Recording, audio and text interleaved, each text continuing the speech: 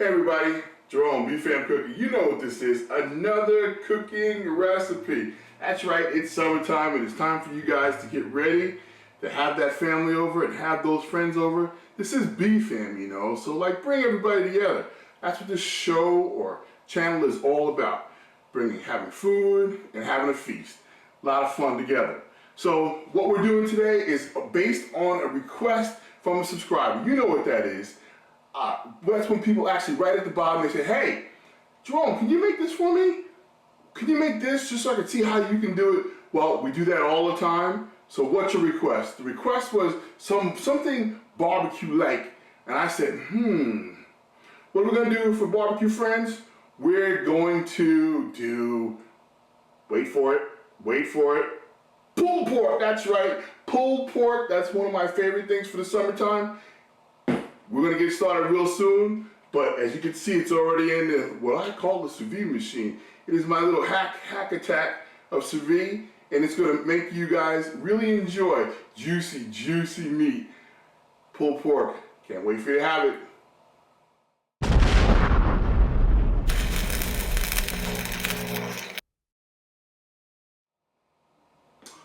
I love sous vide. That's right. It makes things simple for you. Why? Because it cooks things professionally and perfectly every single time. So for pulled pork, we're going to do something really simple. This is a different sous vide than I've shown you before. I have a sous vide supreme machine for smaller products or products that you can stack evenly. And for the large products, I bring out the big boy here. I've modified a coal, I think it's a 24-inch, or 24 can, that's what it is, 24 can cooler, and added the Lenovo system through a hole. It's only like 2 1/4. You can get the instructions online. Check it out someplace on YouTube.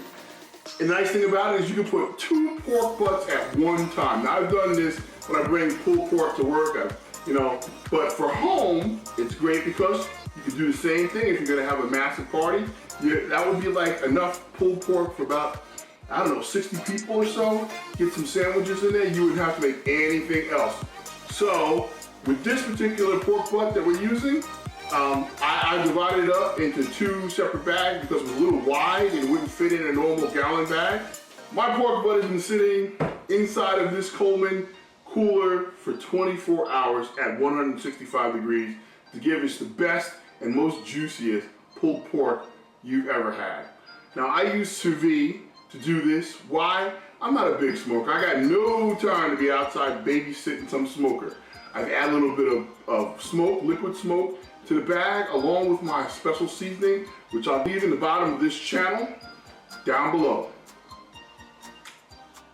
I dusted the pulled pork, put it in the bag, vacuum sealed it, stuck it in the water at 165 for 24 hours. Now, if you go on the Lenovo site, I'm not making magic here. Lenovo tells you exactly what you're gonna get at 165. You look up, you do the pulled pork, boom, boom, boom, comes up 165, 24 hours. I'm not doing magic, it's exactly what it is. The nice thing about that is it also tells you when it's done. Now, according to this, it's gonna be done in a few minutes, more like 21 minutes, so I'm gonna have to come back to it. But the nice thing is, once it hits that 21, it is done, baby. 21 more minutes left to go after 24 hours of waiting patiently.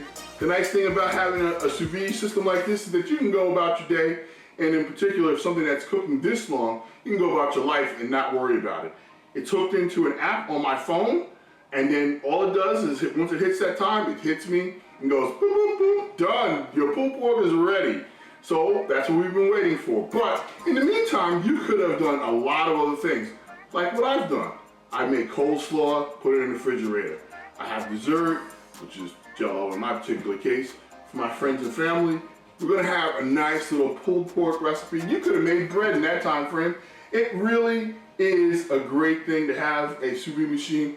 Personally, I like this one for the large products, the Lenovo for the large products, and I use or if you need to use 2 different temperatures, I use this one and the sous vide supreme, which is what I have that my wife bought me, I don't know, 5, 6 years ago. Once we had that, my life was much simpler. You should try it with steak. I'll do that for you in another episode. But let me tell you, steak in a sous vide machine and then seared for that Maillard reaction, you will really be in heaven. The texture is beautiful and it's perfectly cooked every single time. I don't mean sort of perfect, I mean exactly perfect. If you want medium rare like I want medium rare, you're gonna have a medium rare steak. If you want shrimp that is perfect, lobster perfect, mashed potatoes as you've already seen, perfect, you need a sous vide machine. Set it and forget it until it's done. And it's cooked. There it is. Winner, winner, chicken dinner. 24 hours. The beep has beeped, and we are all set for pulled pork fun. So what has been happening? We've had our pork butt, or pork shoulder, Boston butt, whichever you prefer, inside of this cooler. Why do I put it in a cooler? One is a cooler can keep things cold or they can keep things hot. That's the reason why you're using it. This particular cooler is wide enough and still allows enough water to be circulated around items. This particular sous vide machine is a circulation system. It actually has a heat element that sucks in water and brings it up to temperature and then pushes it out. And it keeps doing that, circulates it until all the water is at the same temperature. Why do you want to do that? Because your product, such as pork butt, pork shoulder, so on and so forth, hamburger, steak, needs to come to be mathematically up to a particular temperature to be done. In this case, for pulled pork, to get the pork into a stringy consistency, we're looking at 165 for approximately 24 hours. Right? They say between 16 and 24. I took it all the way to the max because I want my pulled pork to just fall apart. So, in this case, it's in here for 24 hours. 24 hours. Now, what did I do? I put a dry rub on it on the outside, which I'll show you pictures of because it was kind of difficult to do all that at once and run it for a video. So I'll show you some video and some photos of the pulled pork being encased in the dry rub that I used. The dry rub is relatively simple. It's to taste. In my particular case, I like to use a combination of sugar, some pink salt, some celery seasoning, and a bunch of paprika, a lot of paprika, some smoke, and put it all in a bag and vacuum that up. Now it's going to literally marinate in its own juices and those seasonings to make the pork exactly the way you want it to be, which is delicious. Now, if you want to take it to the next level, you can take it out of this particular unit, which we're getting ready to do, and then you could take it and put it on a barbecue to give it an encrusted feel or structure. The reason why structure, you want it to have a different type of chew. You can put it on the grill quickly, flash cooking it to give it that crust that you like. In my particular case, I don't care about that. I care about the pork inside, has a flavor and has structure. I think that's the way most people like it. And then we do less work outside. Only other thing I may do is for some of my friends, they love smoke. I mean real smoke. So I'm gonna use a smoke gun on it today for the meat itself to get it infused in there with smoke. And the fact is, I've never actually used my smoke gun, and this will be the first good time. I normally do it on a barbecue. So, but I'm gonna use my smoke gun. Why do I have it? Just because it's fun. And then for my wife, who doesn't really like smoke, and my mother-in-law, who really doesn't like smoke, I can keep a different pan for them so they don't have to have too much smoke. All right, let's get at it.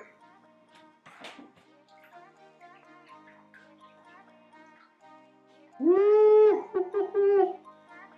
Smoke! You can smell the seasoning in the bag. Here's what it looks like coming out of the sous vide machine. It's got all that liquid in there. Woo.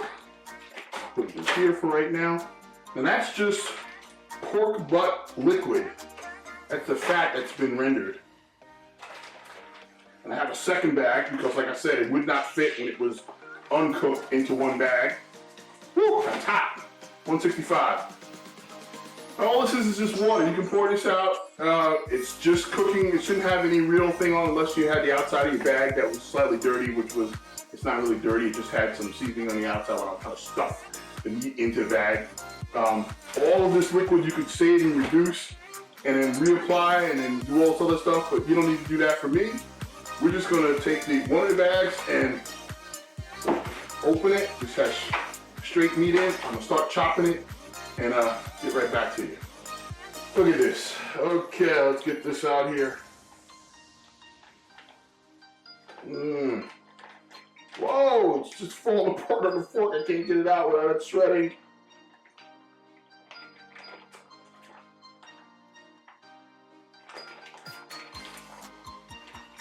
Well, this bag has strictly meat and fat in it, which is what you want a combination thereof.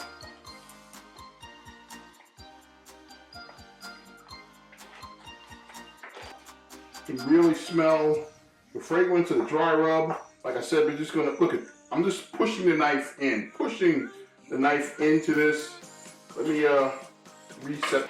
It's literally just coming apart.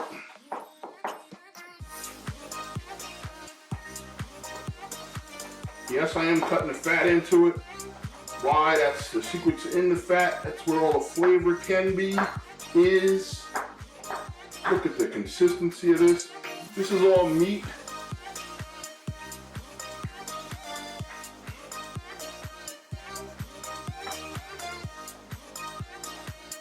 This is a combination of a chop and what would be a pull and a chop.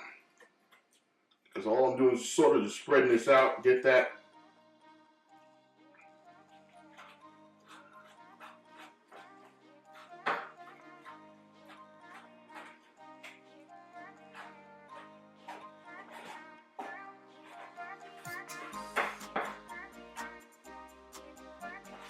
Oh my goodness, this is perfect. Exactly the type of thing that you want. And I haven't even opened the second bag.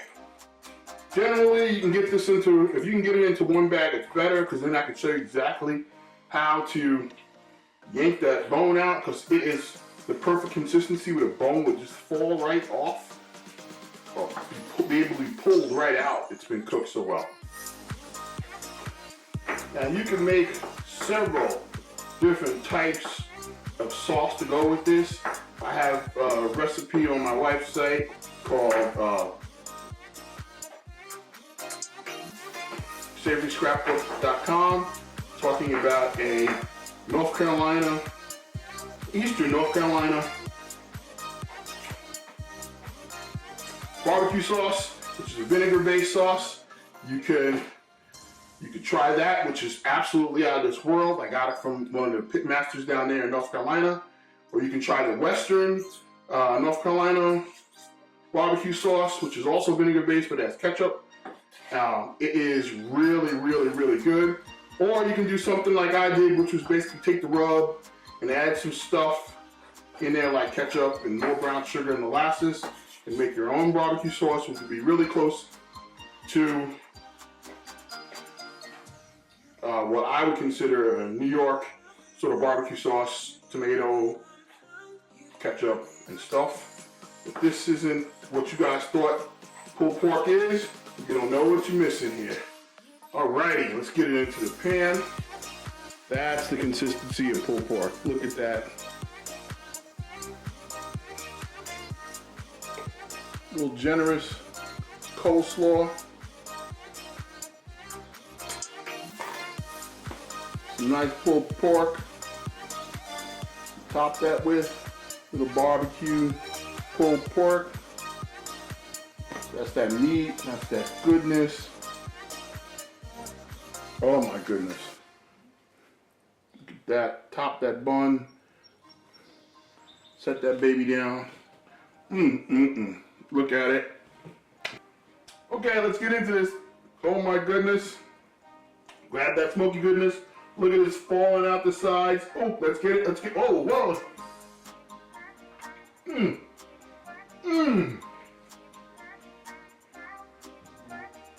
Salty, sweet. This is what it's sometimes all about. If you don't have pulled pork for the summer, you are missing something.